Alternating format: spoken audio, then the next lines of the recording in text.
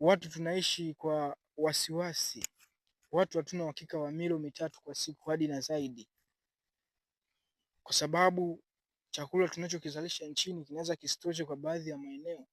Lakini kama chakula kingekuwa kinapatikana kwa wingi, kusingekuwa na watoto wa mtaani, kusingekuwa na watu wanatumia muda wao mwingi kuwaza jinsi gani siku itaisha, jinsi gani atapata chakula, badala ya kutumia ule uwezo na ile nguvu ya kufikiri kwenye sekta za mambo ya kimaendeleo.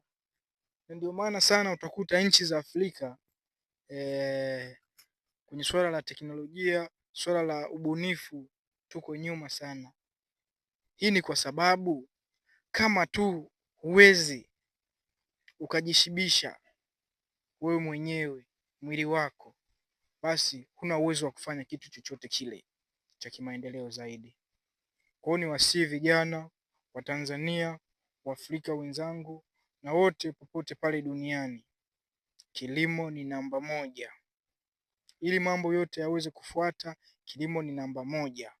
Bila kilimo hakuna chakula. Bila kilimo hata hivyo viwanda havitapata malighafi. Bila kilimo hakuna maendeleo ya kiuchumi. Bila kilimo kutakuwa na njaa. Bila kilimo watoto wadogo chini ya miaka 5 watakuwa na kwashakoo. Bila kilimo ni majanga matupu.